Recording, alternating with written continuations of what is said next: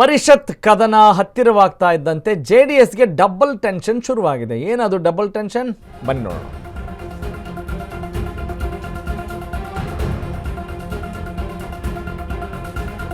ಪರಿಷತ್ fight ಹತ್ರ ಆಗಿದೆ. ಮೈತ್ರಿ ಅಭ್ಯರ್ಥಿ ಗೆಲ್ಲಿಸೋದೆ ಕುಮಾರಸ್ವಾಮಿಗೆ ಪ್ರತಿಷ್ಠೆಯ ಸವಾಲಾಗಿದೆ.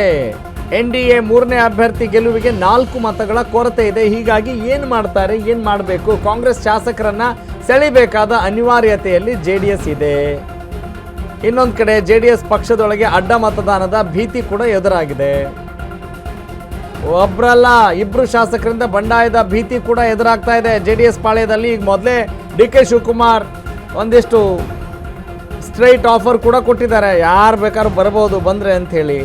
ಹೀಗಾಗಿ ಡಬಲ್ ಟೆನ್ಷನ್ ಶುರುವಾಗಿದೆ. ಯಾಕಂತ ಹೇಳಿದ್ರೆ 4 ಮತಗಳ ಕೊರತೆ ಇದೆ ಮತ್ತು ಅವ್ರ ಸಂಖ್ಯೆ ಕಡಿಮೆ ಇದೆ. ಹೀಗಾಗಿ ಎನ್ಡಿಎ ಮೂರನೇ ಅಭ್ಯರ್ಥಿ ಗೆಲುವಿಗೆ 4 ಮತಗಳ ಕೊರತೆಯಿಂದಾಗಿ ಕಾಂಗ್ರೆಸ್ ಶಾಸಕರನ್ನ ಸೆಳೆಯಬೇಕಾದ ಅನಿವಾರ್ಯತೆಯಲ್ಲಿದೆ. ಈ ಕುದುರೆ ವ್ಯಾಪಾರ ಅಂತೀವಲ್ಲ ಇಂಥದ್ದಕ್ಕೆ. ಆಮೇಲೆ ಅಡ್ಡ ಮತದಾನದ ಭೀತಿ ಕೂಡ ಇದ್ದೇ ಇರುತ್ತೆ. ಇದು ಸಹಜವಾಗಿರುತ್ತೆ ಪ್ರತಿ ಬಾರಿ ಚುನಾವಣೆಗಳಲ್ಲೂ ಕೂಡ.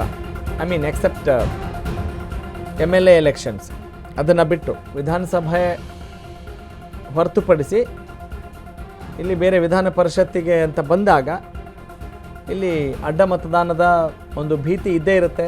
ಹಾಗಾಗಿ ಡಬಲ್ ಟೆನ್ಷನ್ ಶುರುವಾಗಿದೆ. ಒಂದು, ಈಗ ಬರುವಂಥ ಫಲಿತಾಂಶ ಮುಂಬರುವ ಚುನಾವಣೆಗಳಿಗೆ ದೊಡ್ಡ ಮಟ್ಟದ ಪೆಟ್ಟನ್ನು ಕೊಡುತ್ತೆ. ಮತ್ತು ನಮ್ಮ ಪಕ್ಷದಲ್ಲಿ ಯಾಕೋ ಅಸ್ತಿತ್ವ ಇಲ್ಲ ಅಂತ ಹೇಳಿ ಬೇರೆ ಪಕ್ಷದ ಆಫರ್ಗಳನ್ನು ಸಲೀಸಾಗಿ ಸ್ವೀಕರಿಸುವಂಥ ಸಾಧ್ಯತೆಗಳು ಇರುತ್ತವೆ. ಹೀಗಾಗಿ ಅಲ್ಲಿ ಆಮಿಷ, ಆಪರೇಷನ್ನು, ಸರ್ಜರಿ, ಭರ್ಜರಿ ಇವೆಲ್ಲ ಕೆಲಸಗಳಿಗೆ ನಾಂದಿ ಆಗುತ್ತೆ. ಹೀಗಾಗಿ ಸದ್ಯಕ್ಕೆ ಪರಿಸ್ಥಿತಿ ಹಿಂಗಿದೆ ಅನ್ನೋದು JDSನ ವಾಸ್ತವ. ಓಕೆ, ಈಗ ಜಿ ಟಿ ದೇವೇಗೌಡರ ಪಕ್ಷನಿಷ್ಠೆ ಪರೀಕ್ಷೆಗಿಳಿದ್ರ HD ಕುಮಾರಸ್ವಾಮಿ ಅಂದರೆ. ಈಗ ಜಿ ಟಿ ದೇವೇಗೌಡರು ಬಹಳ ಸುದ್ದಿಯಲ್ಲಿರುವಂಥವ್ರು, ಬಹಳ ರೆಬಲ್ ಆಗಿರುವಂಥವ್ರು. ಪರಿಷತ್ ಚುನಾವಣೆ JDS ಶಾಸಕರ ಒಗ್ಗಟ್ಟಿನ ಪರೀಕ್ಷೆ ಅಂತ HD ಕುಮಾರಸ್ವಾಮಿ ಹೇಳಿದ್ದಾರೆ. ಪಕ್ಷದಿಂದ ಅಂತರ ಕಾಯ್ದುಕೊಂಡಿರುವಂಥ ಜಿ ಟಿ ದೇವೇಗೌಡರೇ ಈಗ ನೇರವಾಗಿ ಟಾರ್ಗೆಟ್ ಆಗ್ತಾ ಇದ್ದಾರೆ. ಶಾಸಕರಾದ ಜಿ ಟಿ ದೇವೇಗೌಡ ಮತ್ತು ಹನೂರ್ ಮಂಜುನಾಥ್ ಅವರ ನಡೆ ಮೇಲೆ ಕಣ್ಣಿದೆ. ಏನು ಮಾಡ್ಬೋದು ಇವರು ಅಂಥೇಳಿ HD ಕುಮಾರಸ್ವಾಮಿ, ಜಿ ಟಿ ದೇವೇಗೌಡರ ಮಧ್ಯೆ ರಾಜಕೀಯ ಬಿರುಕುಂಟಾಗಿರೋದು ನಿನ್ನೆ ಮೊನ್ನೆ ವಿಚಾರ ಅಲ್ಲ, ಬಹಳಷ್ಟು ದಿನಗಳಿಂದ ನಡೀತಾ ಇದೆ. ಜಿ ಟಿ ದೇವೇಗೌಡರ ವಿರುದ್ಧ ಕೇಂದ್ರ ಸಚಿವ HD ಕುಮಾರಸ್ವಾಮಿ ಮುನಿಸಿಕೊಂಡಿದ್ದಾರೆ. 2024ರಲ್ಲಿ ಸಿದ್ದರಾಮಯ್ಯ ಅವರನ್ನು ಹಾಡಿ ಹೊಗಳಿದ್ರು ಶಾಸಕ ಜಿ ಟಿ ದೇವೇಗೌಡರು. ಮೂಡಾ ಪ್ರಕರಣದಲ್ಲಿ ಸಿದ್ದರಾಮಯ್ಯ ಬೆಂಬಲಕ್ಕೆ ಬೇರೆ ನಿಂತಿದ್ರು ಜಿ ಟಿ ದೇವೇಗೌಡರು. ಹೀಗಾಗಿ ಇವನೇನ್ರಿ ನಮ್ಮ ಪಕ್ಷದವರು, ಯಾವ ಪಕ್ಷದವರು ಅನ್ನೋ ಅನುಮಾನ ಅವ್ರಿಗೆ ವ್ಯಕ್ತವಾಗಿತ್ತು. ರಾಜಕೀಯ ವೈರಿಯನ್ನು ಹೊಗಳಿದ್ದಕ್ಕೆ GTD ಮೇಲೆ ಕುಮಾರಸ್ವಾಮಿ ಅವರು ಸಿಟ್ಟಾಗಿದ್ರು. ಹೀಗಾಗಿ ದೊಡ್ಡಗೌಡರ ಅತ್ಯಾಪ್ತ ಶಾಸಕ ಜಿ ಟಿ ದೇವೇಗೌಡರಿಗೆ ಪಕ್ಷ ನಿಷ್ಠೆಯ ಪರೀಕ್ಷೆ ಈ ಪರಿಷತ್ ಫೈಟ್ನಲ್ಲಿ ಕಾಡ್ತಾ ಇದೆ. ಪರೀಕ್ಷೆಗೆ ಇಳಿದ್ರ ಆಗ್ಬೇಕು. ಎಸ್, ಓಕೆ, ಇದು ಕೂಡ ರಾಜಕಾರಣದಲ್ಲಿ ಬಹಳ ಮಾಮೂಲು ಅಲ್ವೇ? ಎಲ್ಲರೂ ಹ್ಯೂಮನ್ ಬೀಯಿಂಗ್ಸೇ ಅಲ್ಲ, ಅವ್ರಿಗೂ ಕೋಪ, ತಾಪ, ಸಿಟ್ಟು, ಸೆಡವು, ಪ್ರೀತಿ, ಕೆಲವೊಂದ್ಸಲ ಪ್ರೀತಿ ಉಕ್ಕಿ ಹರಿದಿರುತ್ತೆ, ಅತ್ಯಾಪ್ತರಾಗಿರ್ತಾರೆ. ಏನಾದರೂ ಅಲ್ಲಿ ದೊಡ್ಡ ಮಟ್ಟದ ವೈರತ್ವ ಬಂದಿದೆ ಅಂತ ಹೇಳಿದ್ರೆ ಮುಂಚೆ ಅಲ್ಲಿ ಅಷ್ಟು ಪ್ರೀತಿ ಇತ್ತು, ಅಷ್ಟು ಸ್ನೇಹ ಬಾಂಧವ್ಯ ಇತ್ತು ಅಂತಲೇ ಅರ್ಥ. ಹೀಗಾಗಿ ಒಬ್ಬ ಶತ್ರುವಿನನ್ನು ಇವರು ಹೊಗಳ್ತಾರಲ್ಲ, ಶತ್ರು ಅಂದರೆ ರಾಜಕೀಯವಾಗಿ. ಹೀಗಿರುವಾಗ ಇಂಥ ವಿಚಾರಗಳು ಎಷ್ಟರ ಮಟ್ಟಿಗೆ ತಲೆಬಿಸಿ ಆಗಬಹುದು ಅನ್ನೋದು ಸದ್ಯದ ಪ್ರಶ್ನೆ. ಎಸ್, ಇದೇ ವಿಚಾರಕ್ಕೆ ಸಂಬಂಧಪಟ್ಟ ಹಾಗೆ ಮತ್ತಷ್ಟು ಮಾಹಿತಿ ಮತ್ತು ವಿಶ್ಲೇಷಣೆ ನೀಡ್ತಾರೆ ನಮ್ಮ ಇನ್ಪುಟ್ ಎಡಿಟರ್ ಪವನ್. ಈಗ ಮೊದಲೇ HD ಕುಮಾರಸ್ವಾಮಿ ಅವರಿಗೆ ಮುಂದಿನ ಚುನಾವಣೆಗೆ ಸಂಬಂಧಪಟ್ಟಾಗ ಬಹಳಷ್ಟು ಸವಾಲುಗಳಿದ್ದಾವೆ. ಒಂದು ಕಡೆ ಪಕ್ಷ ಬಲವರ್ಧನೆ ಮಾಡಬೇಕು, ಈ ಕಡೆ ಮೈತ್ರಿ ಧರ್ಮ ಪಾಲನೆ ಮಾಡಬೇಕು, ಇನ್ನು ಪಕ್ಷದಲ್ಲೇ ಇರುವಂಥವ್ರನ್ನ ರೆಬೆಲ್ ಆಗಿರುವಂಥ ಬಂಡಾಯ ನಾಯಕರ ವಿಶ್ವಾಸವನ್ನು ಸೆಳಿಬೇಕು ಅಂತ ಹೇಳಿದರೆ ಯಾಕೋ ಈ ಸವಾಲು ಬಹಳ ದೊಡ್ಡದು ಅಂತ ಅನಿಸುತ್ತೆ. ಪರಿಷತ್ ಫೈಟ್ ದೊಡ್ಡ ಮಟ್ಟದಲ್ಲಿ ಇದು ಟೆನ್ಷನ್ ಆಗಿದೆ. HD ಕುಮಾರಸ್ವಾಮಿ ಅವರಿಗೆ ಅನುಮಾನ ಇಲ್ಲ. ಈ ಸಂದರ್ಭದಲ್ಲಿ ಜಿ ಟಿ ದೇವೇಗೌಡರ ಜೊತೆ ಏನಾದರೂ ಮುನಿಸು ಸರಿ ಹೊಂದುವಂತೆ ಏನಾದರೂ ಮಾತನಾಡ್ಬಿಡ್ತಾರೆ ಅನ್ನೋ ಎಕ್ಸ್ಪೆಕ್ಟೇಷನ್ ಏನಾದರೂ ಇಟ್ಕೊಳ್ಬೇಕಾ ನಾವು? How do analyse this point of time? Raghav, ಅದು 2 ಥರನೂ ಆಗುತ್ತೆ. ಯಾಕೆಂದರೆ ಕುಮಾರಸ್ವಾಮಿದು ಮತ್ತು ಜಿ ಟಿ ದೇವೇಗೌಡರದು ಮೊದಲೇನಲ್ಲ ಏನಾದರೂ ಮುನಿಸು. 2009ರ ನವೆಂಬರ್ ಆಗಿತ್ತು, 13ರಲ್ಲಿ ಒಂದು ಬಾರಿ ಆಯಿತು, 2019ರಲ್ಲಿ 18ರಲ್ಲಿ ಒಂದು ಬಾರಿ ಆಗಿತ್ತು, ತಿರ್ಗಿ ಮತ್ತೆ ಸರಿ ಹೋಗಿತ್ತು, ಈಗ ಎಗೇನ್ ತಿರ್ಗಾಗಿದೆ. ಕಾರಣ ಏನು ಅಂದರೆ ಜಿ ಟಿ ದೇವೇಗೌಡರು ಅಂದರೆ JDSನ ಮರಿ ದೇವೇಗೌಡರು ಅನ್ನೋದು ಒಂದು ಹೆಸರಿದೆ.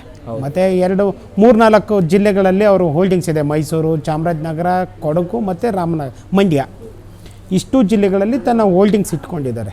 ಆದರೆ ಅವರು ಅಂದರೆ ಸಹಕಾರಿ ಕ್ಷೇತ್ರದಿಂದ ಬಂದಂಥವ್ರು, ಹಂಗಾಗಿ ಸಹಜವಾಗಿ ಹೋಲ್ಡಿಂಗ್ಸ್ ಬಂದೇ ಬರುತ್ತೆ, ಅದು ಹೋಲ್ಡಿಂಗ್ಸ್ ಇಟ್ಕೊಂಡಿದೆ.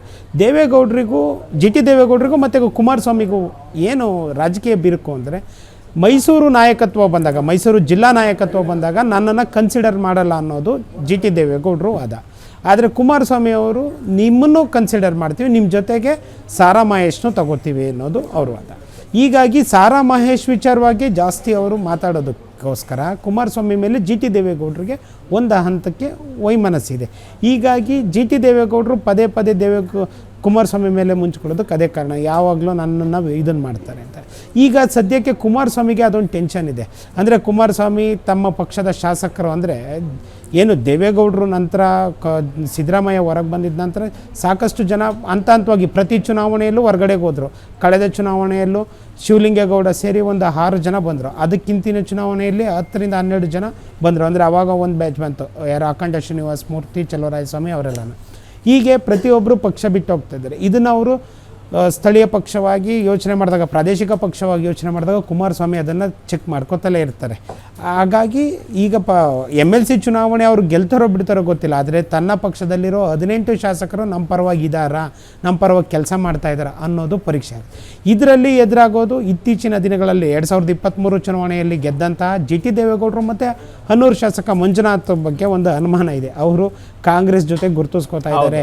ಈಗ ಜಿ ಟಿ ದೇವೇಗೌಡರು 2024 ದಸರಾ ಆಚರಣೆ ವೇಳೆ ಅವರು ಜಂಬೂ ಸವಾರಿ ದಿನ ಸಿದ್ದರಾಮಯ್ಯನವ್ರು ಹೊಗಳುತ್ತಾರೆ. ಅವ್ರು ಮೂಡ ಕೇಸ್ನಲ್ಲಿಲ್ಲ, ಸುಮ್ಮನೆ ಅವ್ರನ್ನ ತಗ್ಲಾಕೋದ್ರು, ತಗೊಂಡೋಗಿ ಕೇಸ್ ಎಲ್ಲರ ಮೇಲೆ ಆಗ್ತವೆ, ಕೇಸ್ ಹಾಕ್ದವ್ರೆ ಎಲ್ಲ ರಾಜೀನಾಮೆ ಕೊಡ್ತಾರಾ ಅಂತಂದು ಹೇಳಿ ಮಾಡಿದ್ರು. ಇದು ಪರೋಕ್ಷವಾಗಿ ಏನು ಫೈಟ್ಗೆ ಹಿನ್ನಡೆ ಆಯಿತು, JDSನ ಫೈಟ್ಗೆ. ಈಗ ಇದು ಪರಿಷತ್ ಚುನಾವಣೆ ಮೇಲೆ ಅಷ್ಟೇ ಪರಿಣಾಮ ಬೀರುವಂಗಿದೆಯಾ, ಅಥವಾ ಇದು ದೊಡ್ಡ ಮಟ್ಟದಲ್ಲಿ ಜ್ವಾಲೆಯಾಗಿ ಮುಂದಿನ ದಿನಗಳಲ್ಲಿ ಪರಿಣಮಿಸಬಹುದಾದಂಥ ಸಾಧ್ಯತೆಗಳು ಎಷ್ಟರ ಮಟ್ಟಿಗಿದೆ ಅಂತೀರಾ ಪವನ್? ರಾಘವ್, ಇದಲ್ಲೇ ಏನಾಗಿದೆ ಅಂದರೆ ಕುಮಾರಸ್ವಾಮಿ ಅವರು ಒಂದು ಹೆಜ್ಜೆ ಮುಂದಕ್ಕೆ ಹೋಗಿದ್ದಾರೆ. ಸಾಕಪ್ಪ ಇವರು ಜಿ ಟಿ ದೇವೇಗೌಡರು ಹೊಡೆತಗಳು ಅನ್ನೋದು ಅವರಿಗೆ ಗೊತ್ತಾಗಿದೆ. ಹಂಗಾಗಿ ಚಾಮುಂಡೇಶ್ವರಿ ಕ್ಷೇತ್ರದಲ್ಲೇ ಅವರು ಸಮಾವೇಶ ಮಾಡ್ತಾರೆ, JDS ಸಮಾವೇಶ ಮಾಡ್ತಾರೆ. ಅದನ್ನು ಮುಂದಾಳತ್ವ ಕೊಟ್ಟಿದ್ದು ಸಾರಾ ಮಹೇಶ್ಗೆ. ಹಾಗಾಗಿ ಜಿ ಟಿ ದೇವೇಗೌಡರು ಮತ್ತು ಸಹಜವಾಗಿ ಜಿ ಟಿ ದೇವೇಗೌಡರಿಗೆ ವಯಸ್ಸಾಗ್ತಾ ಬಂದಿದೆ. ಹಾಗಾಗಿ ಅವ್ರ ನಾಯಕತ್ವದ ಕಡೆಗಣಿಸೋದು ಒಂದು ಹಂತಕ್ಕೆ ಅವ್ರು ಯೋಚನೆ ಮಾಡಿದ್ದಾರೆ. ಅಂದರೆ ಬೇರೆ ಪರ್ಯಾಯ ನಾಯಕತ್ವ ಹುಡುಕಬೇಕು. ಹಾಗಾಗಿ ಮಗನ್ನ ಮತ್ತು ಸಾರಾ ಮಹೇಶನ್ನು ಮುಂದಿಟ್ಟುಕೊಂಡು ಅವರು ಸಮಾವೇಶ ಮಾಡಿ ಕೌಂಟ್ರ್ ಮಾಡಿದ್ದಾರೆ. ಈಗ ಏನಾಯಿತು, 2018ರಲ್ಲಿ ಸರ್ಕಾರ ಬಂತು, ಕಾಂಗ್ರೆಸ್ ಜೊತೆ ಮೈತ್ರಿ ಸರ್ಕಾರ ಮಾಡಿದ್ರು. ಆಗ ನನಗೆ ಬೇಕಾದ ಖಾತೆ ಕೊಡಲಿಲ್ಲ, ನನಗೆ ಮೈಸೂರು ಉಸ್ತುವಾರಿ ಕೊಡಲಿಲ್ಲ ಅನ್ನೋದು ಜಿ ಟಿ ದೇವೇಗೌಡರು. ಎಲ್ಲ ಟೈಮಲ್ಲೂ ಫುಲ್ಫಿಲ್ ಮಾಡೋಕ್ಕಾಗಲ್ಲ ಅನ್ನೋದು ಕುಮಾರಸ್ವಾಮಿ ವಾದ. ಈ ಕೊಡೆ ಬಿಡೆ ಆಟ ಇದೆಯಲ್ಲ, ಇದರಲ್ಲಿ ಕುಮಾರಸ್ವಾಮಿ ಅವರು ಎಲ್ಲೂ ಕೂಡ ಅವಕಾಶ ಬಿಟ್ಕೊಟ್ಟಿಲ್ಲ ಅನ್ನೋದು ಜಿ ಟಿ ದೇವೇಗೌಡರಿಗೆ ಬೇಜಾರಿದೆ. ಅದು ಎಸ್, ಓಕೆ. ಈ ಬೇಜಾರು ಇಲ್ಲಿ ಸೀಟ್ಗಳನ್ನು ಜಾರಿಸುವ ನಿಟ್ಟಿನಲ್ಲಿ ಅಥವಾ ಸೀಟ್ಗಳನ್ನ ಕಳೆದುಕೊಳ್ಳುವ ಭೀತಿಯಲ್ಲಿ ಸಹಜವಾಗಿದೆ. ಒಂದು ಕಡೆ ಪ್ರತಿಷ್ಠೆ, ಒಂದು ಕಡೆ ಗೆಲುವು. ಥ್ಯಾಂಕ್ ಯು ಪವನ್, ಧನ್ಯವಾದ ತಮ್ಮೆಲ್ಲ ಮಾಹಿತಿ ಮತ್ತು ವಿಶ್ಲೇಷಣೆಗಾಗಿ. This is the inside story. ಅಂದರೆ ಅವರ ಪಕ್ಷದಲ್ಲಿ ಯಾವಾಗ ಆಂತರಿಕ ಭಿನ್ನಮತ ಬರುತ್ತೆ, ತುಂಬ ದೊಡ್ಡ ದೊಡ್ಡ ವಿಚಾರಗಳಿಂದ ಏನೋ ಫೈಟ್ ಆಗಲ್ಲ. ಯಾವಾಗಲೂ ಆರಂಭದಲ್ಲಿ ಸಣ್ಣ ವಿಚಾರವೇ, ತದನಂತರದಲ್ಲಿ ಇದು ಬೃಹದಾಕಾರವಾಗಿ ಹೆಮ್ಮರವಾಗಿ ಬೆಳೆದಾಗ ಇದು ಅವರಿಗೆ ರಿಸಲ್ಟ್ ವಿಚಾರದಲ್ಲಿ ದೊಡ್ಡ ತಲೆನೋವಾಗುತ್ತೆ. ಈಗ ಸಣ್ಣ ಪುಟ್ಟ ಆಗಿದ್ದರೆ ಬಹಳ, ಈಗ ನಿನ್ನೆ ಮೊನ್ನೆ ಏನೋ ಆಯಿತು ಅಂತ ಹೇಳಿದ್ರೆ ಭಿನ್ನಾಭಿಪ್ರಾಯ ಸರಿ ಮಾಡಿಕೊಂಡು ಚುನಾವಣೆಗೆ ಸಪೋರ್ಟಿವ್ ಆಗಿ ವಿಶ್ವಾಸಕ್ಕೆ ತೆಗೆದುಕೊಂಡು ಬಿಡ್ಬೋದು. ಆದರೆ ಹಂಗಿಲ್ಲ ಪರಿಸ್ಥಿತಿ. This is the status of JDS, Janata Dal secular. ಒಟ್ಟಲ್ಲಿ ಸವಾಲುಗಳು ಜಾಸ್ತಿ ಇದ್ದಾವೆ ಅನ್ನೋದು ಸ್ಪಷ್ಟವಾಗಿ ಗೋಚರವಾಗ್ತಾ ಇದೆ.